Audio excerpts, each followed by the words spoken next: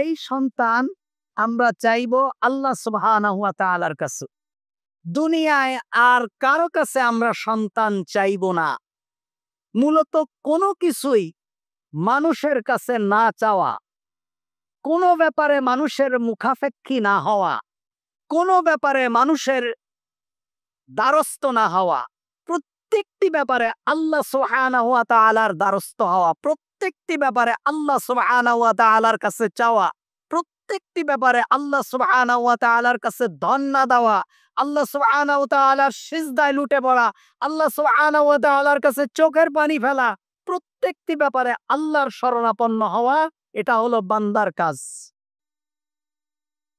Sheikh Motiur Rahman Madani Indian একজন আছেন, ওনার কিছু কথা ইখতিলাফ আছে, কিছু ব্যাপার। একজন ব্যক্তির প্রত্যেকটি কথাই যে একেবারেই নবীদের মতো হবে এমনটা না, কারণ নবীদেরকে গাইড করেন আল্লাহ সুবহানাহু ওয়া তাআলা, আর মানুষদেরকে আল্লাহ গাইড করেন না। এজন্য আমি আবার বলছি, আপনার একজন আলেমের 10টা কথার ভিতরে একটা কথা খারাপ লাগতেই পারে, কিন্তু সেই কারণে আলেমের সমালোচনা করা যাবে না। আমাদের সমস্যা হলো, যারা আমরা আহলে হাদিস আছি, আমরা হানাফি আলেমদেরকে ওরা যদি একেবারে এই চতুর্থ আসমানের কথাও বলে, শোনা যাবে না। আবার যারা হানাফি আছি, আহলে হাদিসদের কথা মোটেই শোনা যাবে না। না, এটা না। মানুষের ইজতিহাদের মধ্যে ভুল থাকবে, মানুষের কথাবার্তার ভিতরে স্লিপ অফ টাং হয়ে যাবে।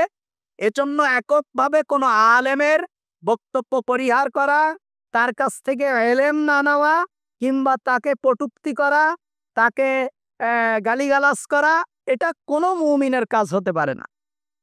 মতিউর রহমান মাদানীর একটা বক্তব্য শুনছিলাম আমি। উনি বলছিলেন যে একজন মানুষের কাছে টাকা ধার চাওয়া কিংবা নিজের অভাব অনটনের কথা বলা, এটাও জায়েজ নেই, এটাও ঠিক না। কেন? বলছে একজন ব্যক্তি তার অভাবের কথা একমাত্র তার আল্লাহর কাছে বলবে। আমার কথাটা খুব ভালো লেগেছে এবং আমার কাছে খুবই ভালো লেগেছে। আমি চিন্তা করলাম, আমিও তো অনেক সময় মানুষকে বলি, বলা যাবে না। আমি আমার প্রত্যেকটি সমস্যার কথা আমি আমার আল্লাহকে বলবো, আমি আমার রবকে বলবো, রব্বুল আলামিন আমার এই এই সমস্যা। আল্লাহ তো বলেই দিয়েছেন, ইয়া আইয়ুহাল্লাযীনা আমানুস্তাঈনু বিস-সাবরি ওয়াস-সালাত, তোমরা আমার কাছে চাও নামাজ এবং ধৈর্যের মাধ্যমে। তার মানে বান্দা কোন সমস্যার সম্মুখীন হলে তার রবের দ্বারস্থ হবে, সালাত আদায় করবে, হাত আসমানের দিকে উঠায় দেবে, তার মনের আকুতি মিনতি গুলো সে তার রবের কাছে বলবে। সুবহানাল্লাহ। এর জন্য কোনো ব্যাপারে মানুষের দ্বারস্থ না হওয়া। আজকে আমাদের অনেকের সন্তান হয় না, আমরা কত ধরনের শিরিক এবং কত ধরনের কুফরি যে আমরা করে ফেলি।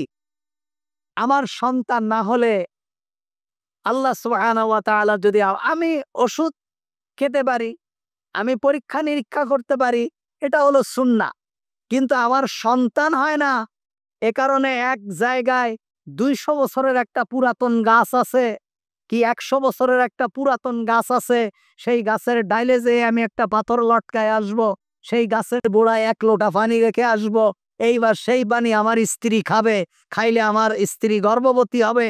এই ধরনের কুসংস্কার, কিংবা কোনো পীরের কাছে যাব, তার মাজারে গিয়ে সন্তান চাইব, এগুলো সব শিরক এবং কুফরি। কোনোভাবেই কোনো ইমানদার, কোনো মুসলমান, কোনো পাথর, কোনো গাছ, কোনো মাজার, কোনো মানুষ, কোনো কারো কাছে তার সন্তান, তার রোগ মুক্তি, তার সুস্থতা, তার অসুস্থতা, তার চাকরি, তার জীবনের কোনো প্রয়োজন, পরীক্ষা, কোনো কিছুর জন্য রব ছাড়া কোনো মানুষের, কোনো পাথরের, কোনো গাছের, কোনো মাছের, কোনো পুকুরের, কোনো আগুনের, কোনো পাথরের দ্বারস্থ হতে পারে না। এটা সম্পূর্ণ কুফরি, এটা সম্পূর্ণ হারাম। এটা মাথায় রাখতে হবে, কারণ নবীরাও তার রবের কাছে চেয়েছেন, রব্বি হাবলি মিনাস সালিহিন, আল্লাহ আপনি আমাকে একটা নেক সন্তান দান করেন, আল্লাহ আপনি আমাকে একটা নেক সন্তান দান করেন। আল্লাহ সুবহানাহু ওয়া তাআলা ইব্রাহিম আলাইহিস সালাতু ওয়াস সালামের বয়স যখন প্রায় 70 কোটায়, তখন আল্লাহ তাআলা ফাবাশশারনাহু বিগুলামিন হালিম, আল্লাহ বলেন আমি আপনাকে একটা অনুগত বান্দার সুসংবাদ দিলাম। সুবহানাল্লাহ। আমি আপনার অনুগত, ওই যে চেয়েছে রব্বি হাবলি মিনাস সালিহিন, আমাকে নেক সন্তান দেন। আল্লাহ বলছেন আমি আপনাকে অনুগত সন্তান দিলাম, যে সন্তান আপনার কথাই শুনবে, আপনার কখনো নাফরমান হবে না, আপনার কথার বাইরে যাবে না, আপনি যা বলবেন আপনার সন্তান তাই শুনবে। তারপরে ফালাম্মা বালাগা মা'হুস সা'য়া ক্বালা ইয়া বুনাইয়া ইন্নী আরা ফিল মানাম আন্নী আযবাহুকা ফানজুর মাযা তারা। ওই যে আল্লাহ বললেন আমি আপনাকে অনুগত বান্দার সুসংবাদ দিয়েছি। এই অনুগত বান্দা যখন ছোট হাটে কেবলে বাপের সাথে দৌড়াদৌড়ি করে, তখনই আল্লাহ তাআলা স্বপ্ন দেখালেন তাহলে আপনি আপনার সন্তানকে কোরবানি করেন।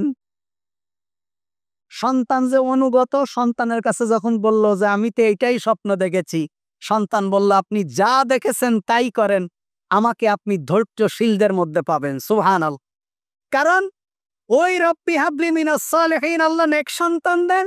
আল্লাহ সুসংবাদ দিয়েছেন রব ফাবাশশারনাহু বিগুলামিন হালিম, আমি আপনাকে অনুগত সন্তান দিলাম, আপনি যা বলবেন তাই। তার মানে কি সন্তানকে বলার সাথে সাথে সন্তান বলছে আমি উপস্থিত, আমার আল্লাহ বলেছেন, আমি তো প্রস্তুত। তাহলে কত বড় নেককার একটা অবুঝ শিশু, যার উপরে শরিয়াত এখনো আসেনি, এমন ছোট্ট একটা বাচ্চা, সে বলছে আমি তো প্রস্তুত, কারণ আমার রব বলেছে আপনি যেভাবে আল্লাহ বলেছেন আপনি সেটাই করেন। সুবহানাল্লাহ। এজন্য আল্লাহ সুবহানাহু ওয়া তাআলার কাছে সন্তান চাইতে হবে। আল্লাহ তাআলা যদি দেন, মনে করতে হবে এটা আমার জন্য কল্যাণ।